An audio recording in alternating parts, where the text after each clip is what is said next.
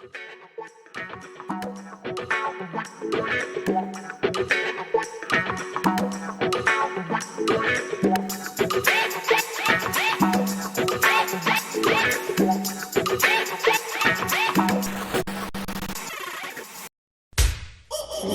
Hawai'i Sports Radio Network on 95.1 FM and AM 760 presents Wake Up in the Den with Ku'ule Agbayani.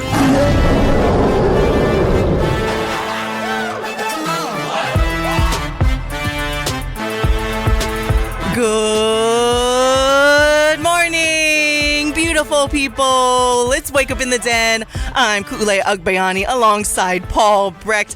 Happy Aloha Friday! Thank you, everybody, for tuning in this and every weekday morning here on the Hawai'i Sports Radio Network. Well, we do have a special treat for you guys that we have been promoting and talking about throughout the week. Well, it's time to get fired up on this show today. Someone that I try to match in terms of the energy. You know, you're only like a couple of years older than me anyways, but I'm still nonetheless trying to match his energy all the time. We have in studio for the entire hour, University of Hawai'i Baseball head coach Rich Hill. Rich, woo! Aloha. See, right there already, that energy. Oh, yeah. I love what it. we're here for. Fired up. How are you today, sir? Epic. Freaking epic on an Aloha Friday, being with you two guys. Talking Rainbow Warrior Baseball. Yes. And all things Hawaii sports. I love it. Thank you for having me. Yeah, I'm excited. You know, this is some of our listeners have gotten accustomed to a lot of these segments that we do, inviting HBU coaches onto the show and just have a little fun. And first thing we want to talk about before we really get into University of Hawai'i Baseball, as we will later in the show. By the way, if you guys do have any questions for Rich, you can text us at 808-888-KGU1. That's 808-888-5481. Again, I love questions. Perfect. See, text us in. Not if you're driving, of course. Don't text us if you're driving. No text when driving. Text us if you guys have any questions throughout the show. All right. But first things first, we want to get to know you a little bit. You know, you've been here for what seems almost like a while. 3 seasons now. But we're going to go back, right? You're a California native. Tell us a little bit about just your upbringing and where you're originally from, and definitely what or who got you into baseball in the first place. Oh, man. I grew up California boy, Northern California. Grew up in a town called Saratoga, which is right over the hill from Santa Cruz, in that San Jose area. And I had a love of sports from just ever since I can remember. We were just talking earlier about the Sports Illustrated news. My walls were covered with Sports Illustrated covers.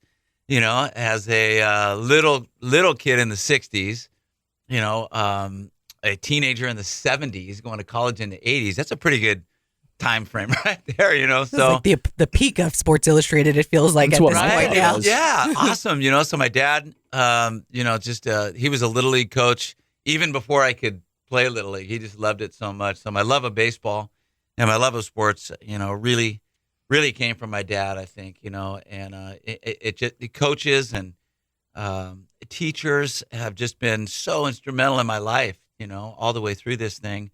And then my mom, we'd go to the beach. We'd go to Twin Lakes and Santa Cruz. My grandparents had this super cool, which we still have, this apple farm, in the hills of Santa Cruz. So I was always over in Santa Cruz, going to the beach and being in the water and using a McDonald's tray to body surf. All of our Hawaii people know about that. Yeah. So I was right there in cold water, I may add. But I got the love of the ocean, from my mom, and the love of sports from my dad. Did you play any other sports growing up besides baseball? Yeah, that's why I really couldn't get into surfing. I was always playing football, basketball, baseball, and it was summer leagues and passing league and all the baseball summer leagues, all the way through.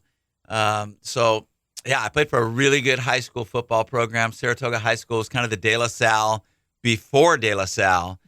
Team meetings on Thursday nights, everybody holding hands, and we're always undefeated and going through this thing. So I learned a lot about culture, a sports culture that I've taken with me all through these years. But when I moved to San Diego, after USF, I'm like, okay, that's it. I'm surfing. I'm going to buy a longboard, go every day for a month. I don't care the conditions. And ever since then, I've been hooked. What position did you play in football? I was a defensive back. I was a strong safety. Yeah. So I loved football. To this day, high school football, my senior year, is the best sport I've ever been a part of as a player or a coach. Even more profound than baseball. Why is that? It's just the culture that we had at Saratoga High School, and the friends that I made, and the the striving to reach that common goal, the unity. It was just kind of a small town, back there in 1979, and huge crowds at the game, and it was my life, It just was this very, very special experience. Interesting. I love that. That's so cool. And it almost like I sit here and I think about my upbringing, and it was like I grew up in a football town like that, and I'm kind of a baseball guy as well. So it's just fun to hear that. How were there any things you mentioned how you learned about culture and sports culture? Yeah. Were there any things that you learned while you were there that maybe set you on the other side of things, where you kind of were like, someday when I'm a part of another team, I really like how we do this, this, and this, but I would change this. Was there anything that stuck out to you during your high school days, even then? My high school days, it was pretty amazing. I had this high school baseball coach, Mike Costanzo, that was just very forward thinking, and we had all these trick plays, and he always brought enthusiasm, to our practices and to our games, and we had music. Albeit it was like Kansas Journey Styx back then, which was I still listen to. Yeah, right. Yeah. I mean, come on, let's be honest. So, he was amazing, and so I got to take, kind of that energetic enthusiasm, into my own coaching style, and then the football thing. It was just all about the culture, all about the preparation. We were just so far ahead of everybody, that we played.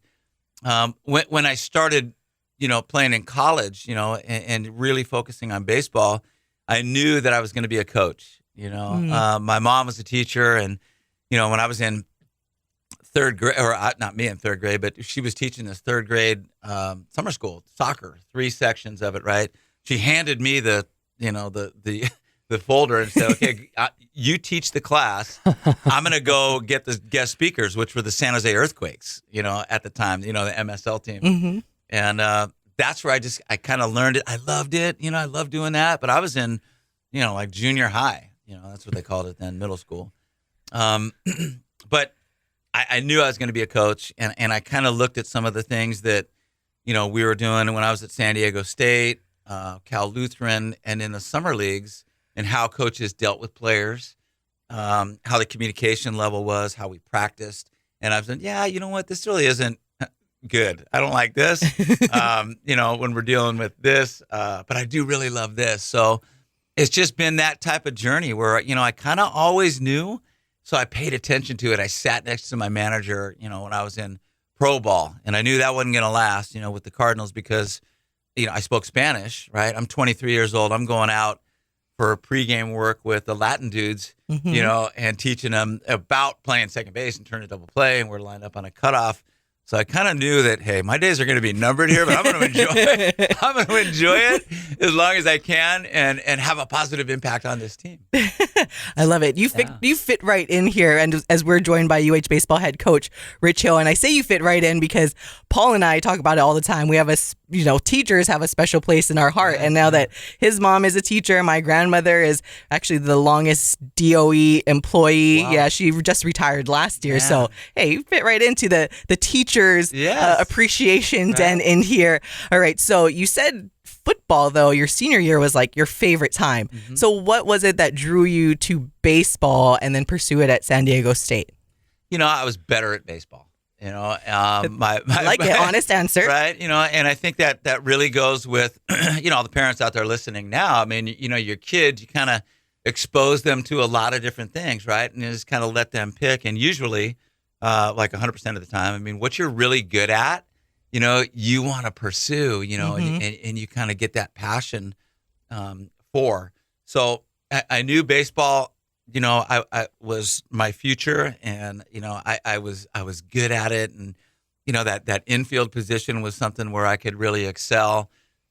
Same thing, as a hitter and a base runner. So that I just kind of morphed into that. I wasn't going to be a basketball player. I loved basketball too. I was a point guard, but I was just this little skinny kid in high school until my senior year.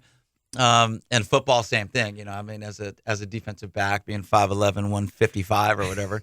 But baseball, I could really excel, and that's what kind of led me to my dream. I think that's the fun thing about baseball, because you look at someone like Jose Altuve, and size really doesn't matter professionally. Yeah, it's all sorts of body shapes, sizes, and all of that stuff. My favorite, obviously there was the picture that circulated with Aaron Judge and Altuve back, 5-10 years, or not 10 years ago. My goodness, there's Prince Fielder, who isn't, we talk about maybe 5'11", 155. He's the exact opposite end of the spectrum, and nonetheless, the amount of success that you can experience in the sport is equal. You can be as great or as bad, no matter what you look like. And I think that was always what drew me to baseball as well, where it's anybody and everybody can play. It's you're either good or you're not.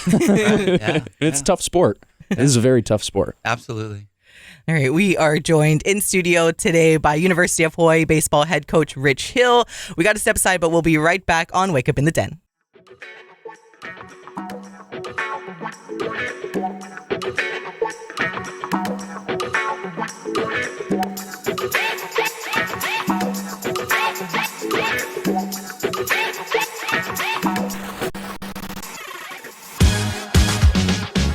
Back to more Wake Up in the Den with Ku'ule Agbayani on the Hawaii Sports Radio Network, 95.1 FM and AM 760.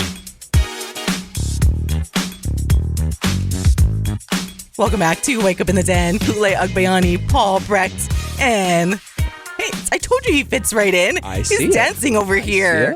We always dance. University of Hawai'i Baseball head coach Rich Hill fitting in just fine to our den. We joke about it all the time that Paul and I have dance parties with our music. That's why we try to put in the fun music. It's not joking, Ko. Yeah, we do have dance parties. We have dance parties all the time. Whether it's good dancing or not, you can leave that up to yourselves. We'll sometimes we post it for everyone to see, and I always say, if you're laughing at us or with us, I don't really care, because we're having fun. Smile on the face. All right, there's the hero, Mr. Alan Mia. Woo! You're one of the beautifulest of all the beautiful people now, Alan. Shout out, Alan. Shout out, Alan. All right. So we are talking story with Coach Hill just about, his experience prior to being the head coach at the University of Hawaii. But I do want to go back, though. You have mentioned that you played football, basketball. So do you still follow those sports, like maybe some of the professional teams? If so, what are your favorite teams? Well, I guess football, basketball, and of course baseball. Who's your favorite team? You know what? I grew up in the Bay Area. I don't follow it as much as I did. As a little kid, I was obsessed with the NFL and the NBA and Major League Baseball. And then, that's just waned over the.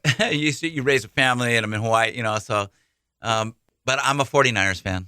I grew up, in Saratoga, where the coaches back then, that's where they raised their families. That's where they all lived. Oh. So we used to get to go to the training camp, and not too many people know this.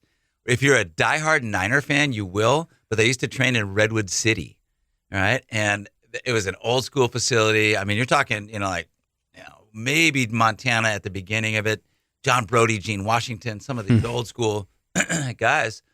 So I love the Niners. I love the Giants. My grandparents had season tickets on Sundays. You could have this Sunday season ticket thing, and they had this box. So I got to see Willie Mays, and Willie McCovey and Marichal, and those guys. And then I got to see the A's, when they had their World Series runs in the early 70s, with Charlie O'Finley and Sal Bando Campaneris and Dick Green and Catfish Hunter.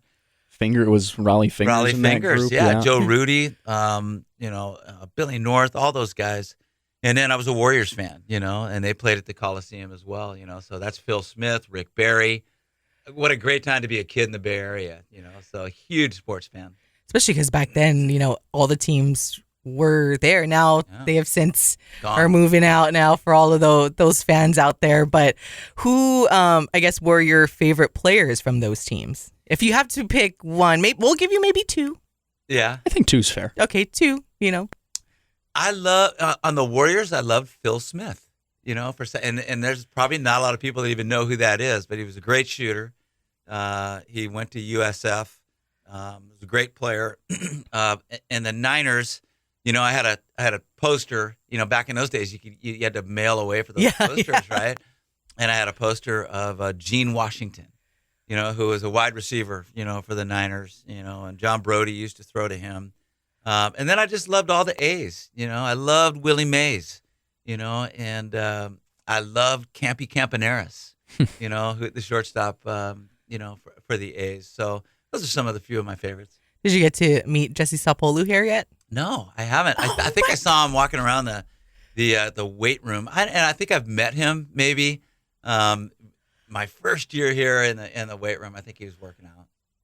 We're gonna make that him. We should have another episode, and they can just well, Jesse's always around now because his son is a coach on the football team. Nice. But that's kind of fun with the 49er connection. I love it. I love it when head coaches in one sport have such an appreciation and a love for different sports. Yeah, that's why I'm sure. I love that you played all these sports. Paul and I, Paul's multi-sport as well, so we've all kind of played a little bit of everything. We talk a lot of basketball in here, I guess. So point guard. Every little thing. He's Rich just fitting is in right here. just hitting on every part of my life so far. It's almost This will be you in the future, but just instead of coach, maybe radio.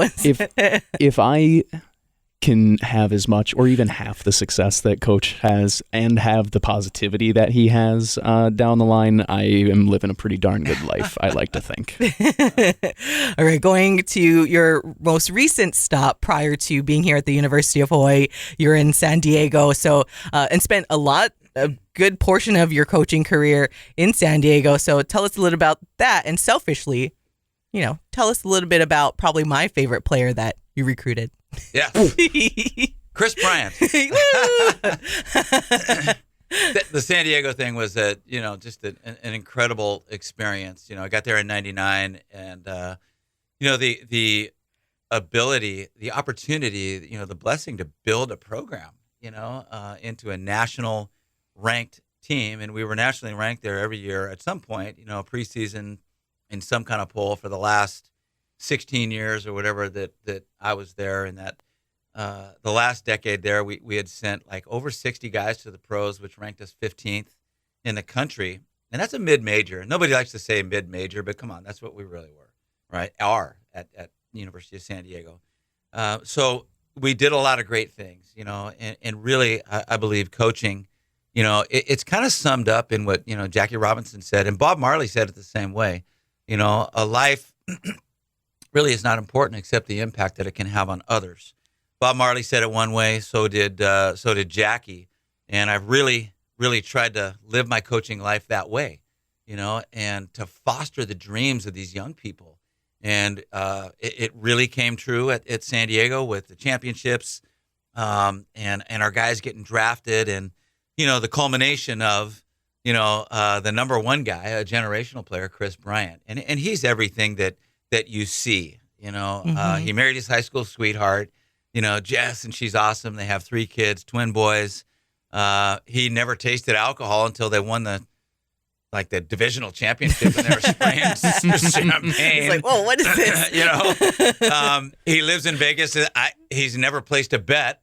He's maybe, a saint. Maybe he has saying. Now, but he's still, he's kind of, somewhat reserved and shy, and very, very humble. And I still get the feeling like he's nervous when he talks to me, like I'm still the coach and he's the player. And all the credit goes to his parents. They've just did a great job, with him. New England, Midwest, he was raised great, and he's, like I said, he's a generational player, but he's everything that you see out there. By the way, for some of our listeners that aren't maybe avid Major League Baseball fans, Chris Bryant is one of the players that he's not on there anymore. Sad face. Thanks a lot, Ricketts. I see your Thanks a Cubbies lot, hat. Ricketts family. But he was on part of the team, like picked up by the Cubs or drafted by the Cubs, and was part of the team that won the World Series. So that's why I had to ask Rich about that. He was the one that made the throw to Rizzo, wasn't he? The final out of that the entire team series. is just, oh my gosh. Yes, he Yeah. and that's, everybody wants Chris Bryant stories, right? And I've got, a lot of them. But that, I was so nervous watching that final out. All of us were. I know, it's like, if you remember, right? Okay, Well, so the rain delay. So but when he picked it up, he slipped when he threw That's it. right, I mean, yeah. so they hit it to him, and the only thought was, don't throw it away. Don't throw it away. Don't throw it away. Don't skip it. And everybody else is, we're going to win it, Devin. We're going to do it. And meanwhile, I'm going, don't throw it away, Chris. Yeah. Don't throw it away. Don't throw it away. And then he slips when he threw it, and Rizzo caught it a little bit high, and they won it, of course. But, yeah, that was a nerve-wracking moment for the Cubs. And I don't even know if they have any players left from that championship team. Do they? No. Oh, my gosh. As a Cubs fan, Ku'ule. And then, they moved on from David Ross, who was the skipper there. And then it's like, now it's officially just depleted. New era. It's okay. Yeah. It's okay. You dropped the streak though. You got rid of the streak and Won a World Series in my lifetime. Exactly, and that's more than actually some Cubbies fans can say. Exactly. Which is a scary thought nonetheless. But that memory is spoken like a true coach, I think. Watching a former player, and man, in the best moment, you're just praying for them to do everything like your son you can. Or Exactly. daughter, right? On the free throw line with no time left, and you're just going, oh my God, you're just way more nervous. Like when my players or my friends that are coaching, when I'm in a game, it's like chill, right? Like, okay, whatever, I'm totally locked in, and it doesn't even faze me. But man, when you're watching somebody that's close to you or that you love, it's like, don't do that. I know. All right, so now fast forward and we're here. Now you're at the University of Hawaii, but what was going through your mind? And you can explain to everybody, because I know you did it when we had the introductory press conference about how you already have this connection to Hawaii. So please feel free to let everyone know again, like how you were already tied to our islands prior to taking the job here. But what went through your mind when you saw that this job was open, knowing that how much you love surfing and how much you already had that connection to people here? Well, it has been a job. It's been a program that, I have loved, just, I don't know, it's just kind of this mystique, with Coach Murakami and that 1980 team and, the Bows and the Kelly Green and Orange. I was at San Diego State in 81 and 82, and it was this huge rivalry back then. And it was old Rainbow Stadium for the listeners that are listening, kind of nodding their heads. And it was just such an intense rivalry. My grandparents, had, taken our family to Hawaii, to Maui, growing up when, in high school. So every year. So I just fell in love with the island, right? And the water and everything, the people mainly, right? It's just like this vibe here, right? So, I just went off in my coaching career, always kept my eye on the Hawaii job, and it was Coach Les, and then it was Coach Trapp. Two coaches for like 50 years. Yeah. So, and I was, it just all was perfect timing, right? Because my kids, we got to live in San Diego, we got to grow up there. It's like Disneyland every day for my kids, and great school districts. And then they are out and about doing their own thing. And this job came open, and it was the opportunity to build another mountain, and, it's that second opportunity that is just frothing to get here. And people looked at me like crazy, like, why you got it made in San Diego, right? I mean, and I did. It's just this perfect ideal scenario. But that's not what life's about. I've been telling my players to run towards risk, in their lives, and life is about experiences. And what am I going to be on my deathbed saying, I'm sure glad I didn't take that Hawaii job and, have that opportunity and that experience and an opportunity to impact, not only, 35 new guys every year, but ignite a passionate baseball community in a community that is so dear to me, right? So I jumped at the opportunity. It's a huge blessing. for me, and I consider it just an incredible honor, to follow in the footsteps, of Coach Les and Trap, and to be part of this tradition. And we're definitely excited to have you part of our tradition and looking forward to more success coming up. But we do need to take a break as we are joined by UH Baseball head coach Rich Hill for the rest of the show. But we'll be right back on Wake Up in the Den.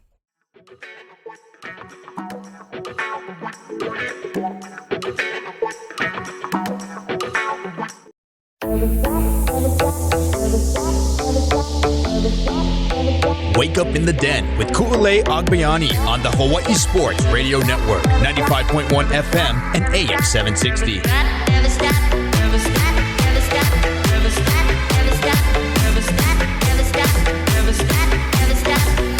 Welcome back to all of you, the beautifulest of all the beautiful people. It's Wake Up in the Den.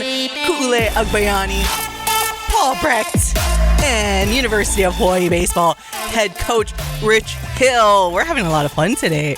Just, talking story. We'll get to University of Hawai'i Baseball in just a second, as, you told us about how this is part of kind of the dream and just taking that chance and wanting to build another successful program, and you're clearly on your way there. But before we get to more baseball, I do want to bring up surfing for just a second, because I'm sure that's part of, living here is part of the dream, because you are such an avid surfer. So you said you grew up like beach was close by, surfing in cold water though. Right. But how are you liking it here? So far your time here, just being able to get into nice warm waters. You come out of the ocean and you don't have to freeze. You don't have to put on a wetsuit. Yeah. How has that been so far for you? It's been epic. I mean, it really has been epic. I mean, just the whole compass, around the compass, in, summertime, wintertime, it's just been unbelievable, to be able to jump in my car and go to the country, to, be out, on the South Shore, the West Side. And I live on the east side, I live on the windward side. So it's been it's been amazing. The wetsuit thing has been a part of my life, right? For 25 years, and it's not a factor here. And the people, the watermen and women that I'm around are the best in the world. And it's just it's really hard to describe, how awesome this experience has been. If it's not a secret, if it's a secret, feel free to not answer, but what's your favorite surf spot? Well, I don't like to, No, I don't. Yeah. It's just like with fishermen, and, like you can't give away where the spot is because you don't want it to be overrun and crowded. So if it's a secret spot, don't need to share. But if it's more public, then what's your favorite surf spot? Well, somewhere between Kaena Point and Sunset Beach. I got these spots in there, like, yeah, man, well, just like, hey, the wind, the tide, the swell direction is great. The West Side, when that is great, and summertime too, I just, man, I love it, all of it. And then, lately, these past, few days with these Kona winds, my side or over there on the windward side, has really been pumping. I like the SUP. I'm a stand-up paddleboarder, both distance and, performance. And that's been awesome. So, it's all around the compass, and I'm still just like a little kid, just kind of frothing, when it's right. Surf News Network, give them a plug. I'm just dialed into that, and, calling the 576 surf. I'm like a little kid, so I'm really, really enjoying my time. All right. So what is the biggest wave you've ever surfed, and at where? You know what? I really wanted to be part of the 2020 club, 20-mile open ocean paddle. So I did the Maui Jim, Maui to Molokai in 2019 before COVID. And that was about 26 miles, 25 miles, somewhere in there. Took me 5.5 hours, but, I completed that on a downwinder. And then, over a 20-foot, I measure it by the face, so California boy, right? So from the trough to the crest, and that's, here on the North Shore, you can do that, and I like, of course, some of the, like Waimea Bay, to really challenge myself there. I've got a great shaper, Jeff Bushman, who the equipment that I'm on now, it just makes it so much easier. And the safety equipment that's out there, is amazing. So it can kind of give you that confidence, a little bit. And I'm just, trying to really stretch, my limit, and my edge, as a surfer and a waterman. It's my chance to be a player, Ku'ule. I've been a coach, and, so much of that is out of your control, like how high you can take it. And, when you're in the water as a paddler or a surfer, it's just you and the ocean and that connection. So there's been some 18 to 22 foot faces. Oh my gosh. That, and the big, and I don't want to call myself, a big wave surfer, because I think that's disrespectful to those guys at Pe'ahi and, some of those days, out at the bay and up in Mavericks, but I'm a medium big wave surfer. That's what I say. And I love that. I see these bumper stickers. I charge small waves. Have you seen those? That's me. I love that. Or used to be. So I'm a Manini wave surfer. Yeah, for me, it's just not this, ego thing of, how big, how tall. It's just like challenging myself, to take it to the next level. That is awesome. Everyone listening, again, we're joined by University of Hawai'i Baseball head coach Rich Hill. I find any Division I baseball coach in the country that'll Let's charge.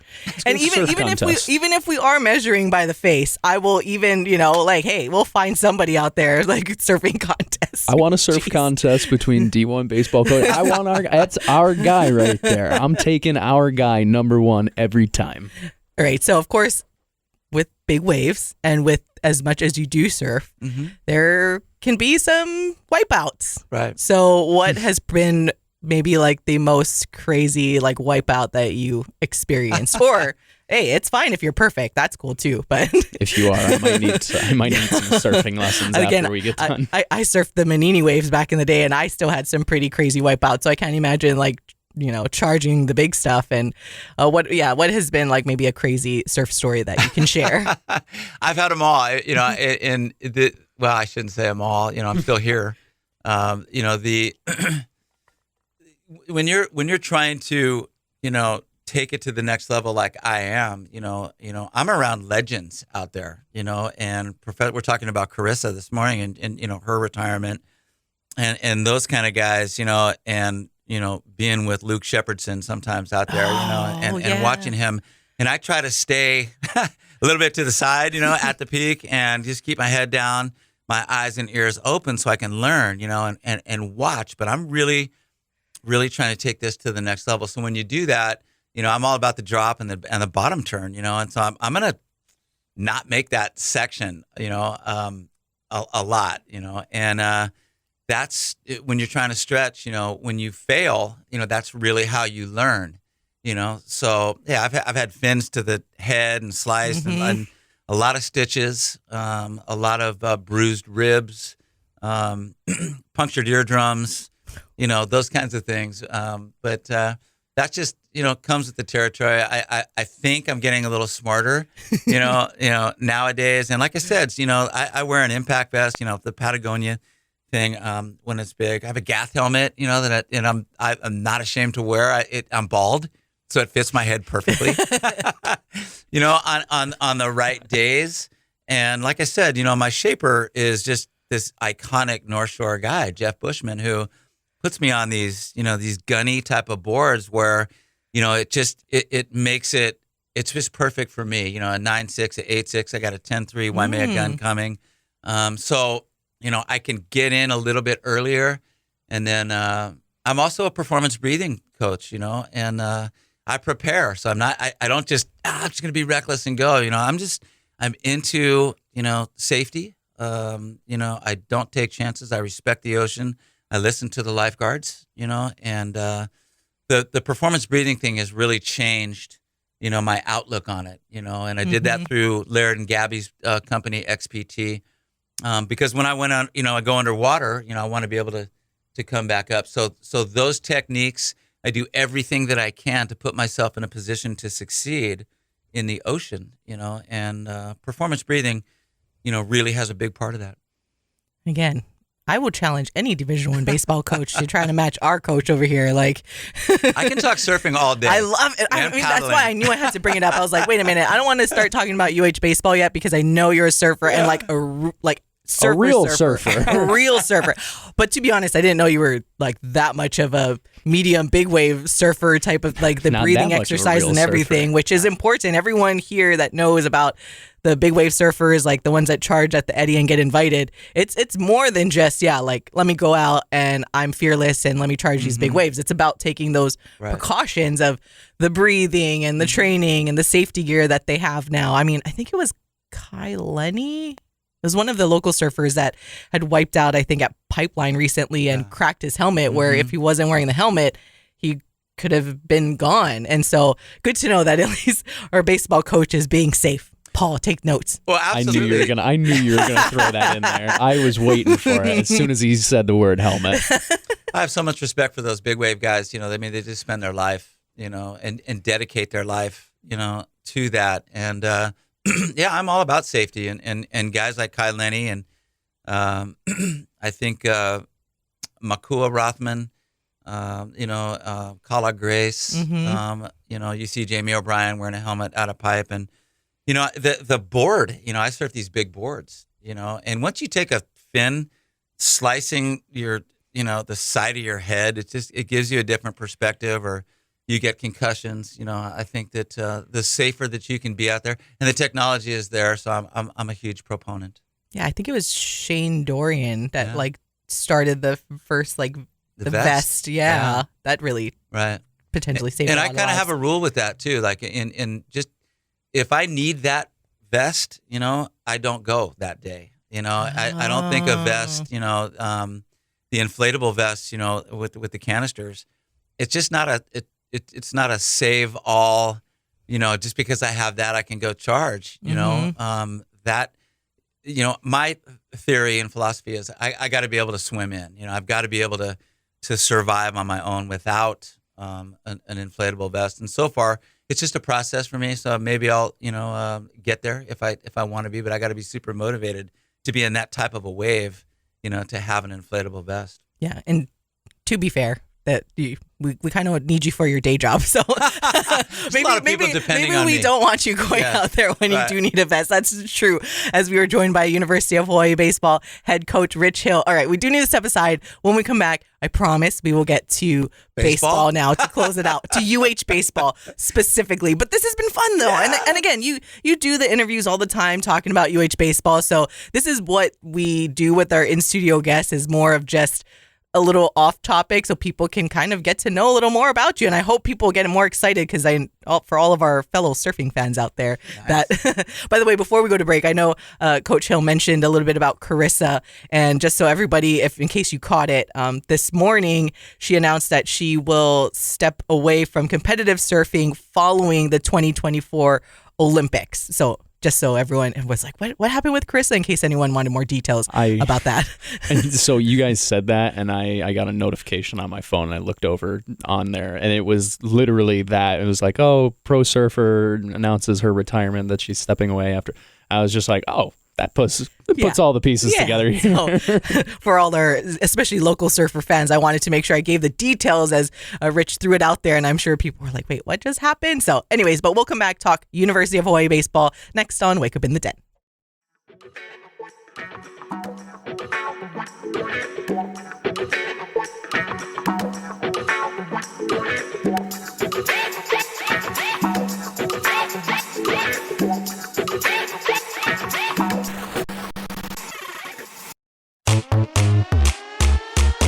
Wake Up in the Den with Ku'ulei Agbayani on the Hawai'i Sports Radio Network, 95.1 FM and AM 760.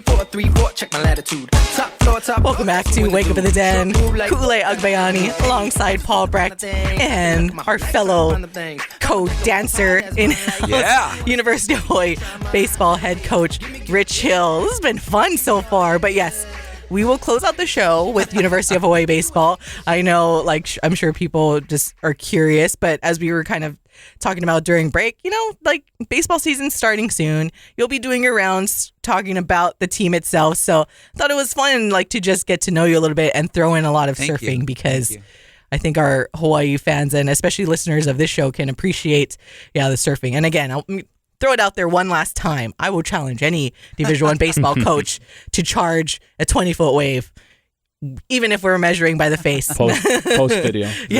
Video proof need. Or it doesn't count. Okay, so since we have about 10 minutes in the show, just tell us about this upcoming team and some of the players to look out for. Well, I think to start talking about this team, you have to go back a couple of years and what I really consider to be semi-miraculous seasons. My first year here, we were 8-16 at one point, 2-6, and then we went 20-6, and 13-4 or whatever it was, and we finished in third place in the Big West when they had never had a winning record, let alone finish that high in the Big West in close to a decade. So the young people that we had on our team, it's just amazing, that year, and then we followed it up this next year, with Stone Meow hitting that home run in the last game of the season to win the game, to sweep UC Santa Barbara, which is the perennial, number one team in the past decade, and knock them out of the regionals, and have another, spectacular year, sending guys to the pros. It's been amazing, so far, and we're just looking to build on that, this year. Open up with Ole Miss, 2022 national champion. SEC stalwart, the NC State the next week, Holy Cross, Rice, bringing them back in. We had those great rivalries, early on when they were doing their thing. Then San Diego State, bringing them back for Legends Weekend, which I played there, and we're going to bring some of those old guys back and, do some really, things to honor our tradition, with Don Robbs and Jim Leahy and, Chungy and naming an award after people and bringing some of the more veteran guys back. So, I think we have a talented, experienced team, 16 seniors, tough schedule. And, I think our pitching staff is much deeper this year. We may not have like a Harry Gustin who went to the Padres or a, Blaze Pontes, Cade Halimanu, who are now in the pros, but we've got some guys who can really match up, and we have some very good young freshman arms that I think are going to be really good. Yeah, and going back to, you mentioned the tough schedule, which it is, and Coach Hill just kind of said it. I do want to actually go to another significant part of your scheduling here, as it does with local baseball. And I do love that you guys are playing all three of the Division II schools here, including the brand new Chaminade baseball squad. So when I saw that, I was like, because we'll broadcast those games mainly for the Division II side, but I think that's pretty awesome that you guys, and like, how do you feel about seeing, a brand new baseball program at the Division II level? We had a head coach of HPU, Dane Fujinaka, here, and he said, if anything, he's excited because it helps, especially a lot of the local kids have more options to stay home and, play baseball at the next level. I think it's incredible, and we got a waiver from the Big West. It's been kind of an archaic rule. They had some concerns with the RPI, and if we didn't play, the Division II, or, if you played them, it takes away a chance at another D1, blah, blah, blah. Hawaii's different, right? Okay, so that's A. B, hey, I'm a small school guy. I graduated from Cal Lutheran, NAIA school. We used to beat the crap out of USC and UCLA and baseball's just different, because any team can beat another team on any given day because of the pitching thing, because of the way that the sport lends itself to the underdog. So, and I coached at Cal Lutheran. We played for the national championship. We were the runners-up in '92. So I'm a small school guy. Right. Chad Konishi is a very dear friend of mine. He coached with me at San Francisco. I want to bring them over, so their fans can experience Les Murakami Stadium. HPU, Dane's such a good dude to bring those guys over. The Hilo boys, they're coming over here. And on a Tuesday night, it gives you that vibe where our guys got to be ready to play, and don't think that just because they're Division II that they're not capable of beating us or any other Division II team. Hey, I love it so much. We're actually traveling to Hilo. We're going on the road to play a Division II school, which is probably, I don't know, there might be 5 schools that do that entire year. But I want to go to Wong Stadium. Yeah. I want to bring the Rainbows to Hilo. We're going to sell that place out. hey, we are Hawaii's team, not Oahu's team, and I'm going to bring that vibe to this place. God, I got like goose pimples, chicken skin, whatever you want to call it. It's like, I'm fired up. I'm ready to go. And yeah, like you said, baseball's a bit different, on any given day with any lineup with a great pitching performance. All it takes is one game, and all of a sudden you can kind of put a shock into anybody. So I'm glad that you give those opportunities to those schools. You bring up Stone Meow's walk-off home run to finish off last year, and kind of send your guys into the off season with some momentum. As you guys are entering, who amongst the returners? I know you mentioned your pitching staff. Who amongst the returners for the position players have you been most impressed with in the early going before we start the season, I guess? Well, I love Dallas Duarte. Dallas J. Duarte. Oh yeah, Dallas J. The only person his name is like that in the world, most likely. And he just brings so much, to our team. It's a 6th-year guy, right? We're seeing a lot more of that because of COVID and a red shirt and an injury. It's no 9th-year tight end like that in Miami. He's just got his man strength now, and he's a field general behind the plate. He doesn't strike out, He doesn't walk a lot either, but he gives you that tough at bat.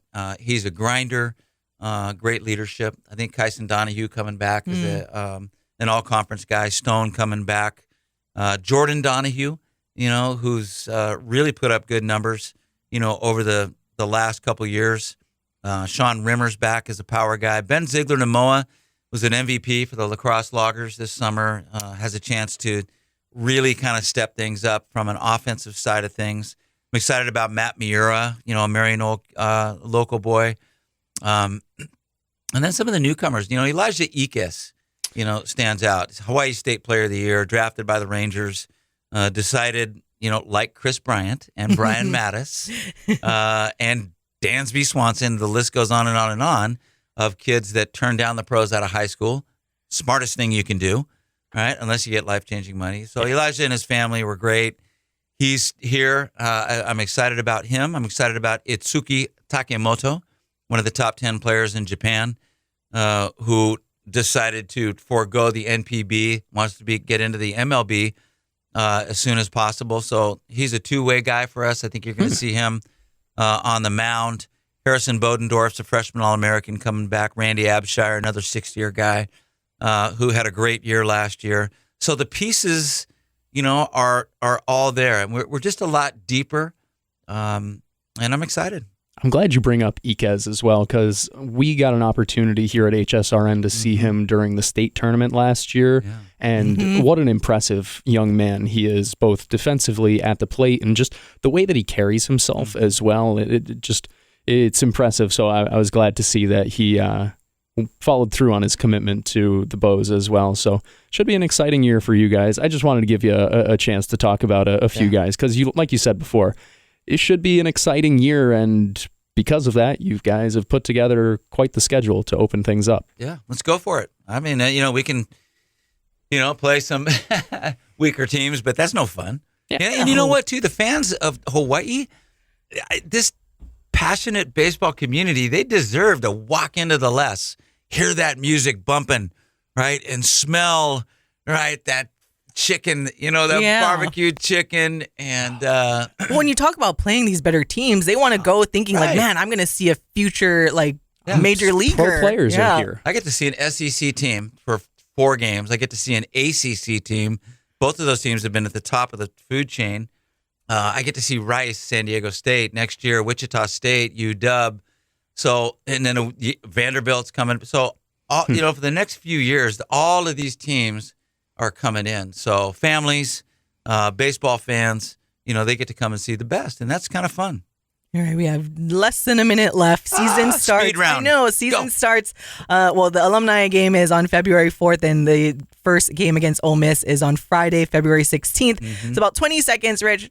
Last things to say to the fans. Oh, man, it's just that I'm so grateful, and so I'm humbled, to see the fans up there. We see the more veteran, experienced fans up there, that have been coming to Les for years. I see the little keiki just hanging over the rails, asking for autographs, and they're so knowledgeable. They stay to the end, and they love their Rainbow Warriors. So I'm just very grateful and humbled and honored, and so are our boys. All right, we got to go. For everyone, mahalo for listening. Bye.